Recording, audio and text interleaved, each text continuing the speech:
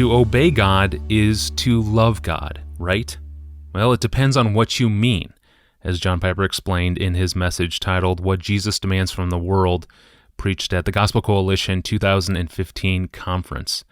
Here's what Pastor John said. And how many people have you ever heard say, loving God or loving Jesus is obeying Jesus? Basing it on the text, if you love me, you will keep my commandments. John 14:15. If you love me, you'll keep my commandments. That text says the opposite of that. An if-then sentence doesn't say that the then or the if are the same. Like, if I'm hungry, I'll eat lunch. Doesn't mean hunger is lunch. If you love me, you'll obey, doesn't mean love is obedience. It means, in fact, it comes before and enables.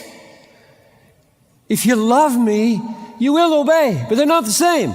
Love goes first, underneath, holding up, staying in the yoke, abiding, enjoying, treasuring, marveling, being entranced by, being filled with.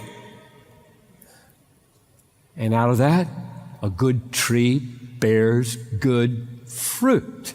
A bad tree bears bad fruit. Make the tree good. That's another command that's off later in the book. So my answer to the second question, what is this love, is first, it is not synonymous with obedience.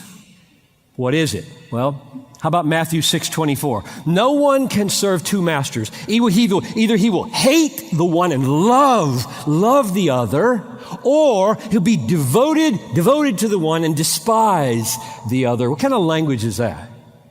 Hate, love, despise, devotion. That's real heart-laden, emotional, affectional language, right?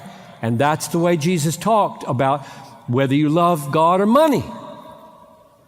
Are you sold out in such a love affair with money and what it can buy that Jesus is not your highest treasure anymore? Or is Jesus so completely satisfying as your highest treasure that money is not in that idolatrous position? Those are your two options. So love in Jesus' talk is not doing, it is treasuring. Do you treasure me above everything? And that brings us back to 10:37 of Matthew, right? If you love me less than your mom and dad, if you love your children more than you love me, those are relationships of great. I love my kids. I die for my kids. I enjoy my kids. I treasure my kids. That's the talk. That's the language. That's the affectional, emotional dimension. When I was a junior at Wheaton, ages ago, 67. It was the fall of 67 or spring, I can't remember which. It was 67. Millard Erickson was my teacher in apologetics, and we were reading Joseph Fletcher's Situation Ethics, a very bad book. And he knew it was bad, and he loved to assign, he assigned 4 bad books. And we read them, and we were supposed to critique, and he would come into class and play the bad guy. It was a very exciting class. I loved it. And Joseph Fletcher argued, love cannot be an emotion. It can only be an action or an act of will. Why? It is commanded. And you can't command the emotions. Turn them on, turn them off, turn them on. They don't work like that. That was the argument. And I can remember, I'm just a brand new, budding theologian. Like, don't know anything. 21 years old. And I grew up in a home where we read the Bible every day and believed it. And one of the glorious things about growing up in a Bible-believing home where you read the Bible every day is that it affects your olfactory, your theological nose. So you smell stuff before you can understand how bad it is. Like, something's wrong here. This smells wrong. And you can't say it. Isn't that wonderful? Because a lot of you are, not theologically educated, but you got great noses. You walk into a room or something, and they're talking about you. That's not right. Not right. And they say, what's wrong with it? I say, I'm just not sure. I'll go study up on it, but I know something's wrong here. So I'm sitting in that class and, what? That's not right. You know what was not right about it? The New Testament commands the emotions everywhere. I mean, duh, you can't command the emotions? Give me a break.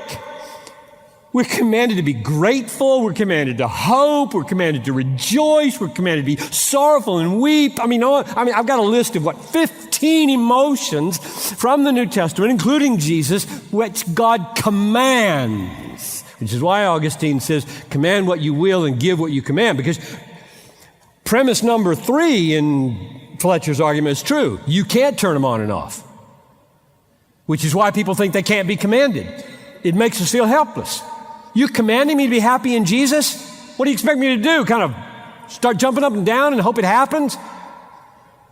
That's the kind of response you get. No, he expects you to be born again. Be a new person. And yes, it's beyond your control. And yes, we are desperate. And yes, we need to pray for revival in America. Nothing we do is going to turn this land around or your church around or your soul around.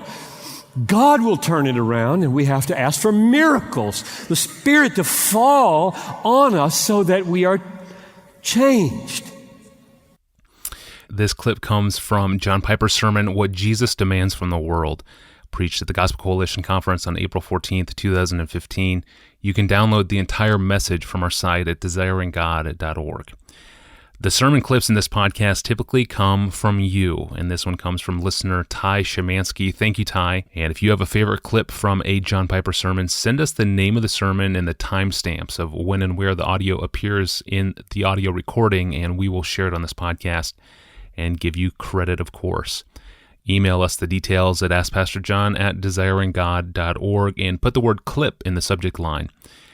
Well, at Desiring God, we believe in functional differences between men and women, but not because it's easy. No, egalitarians have it easy. Complementarians have a lot to think through, because this functional distinction in Scripture raises a number of questions about how men and women relate in the church, in the family, and in the workplace, and all in a way that honors God's creative, intentional distinctions.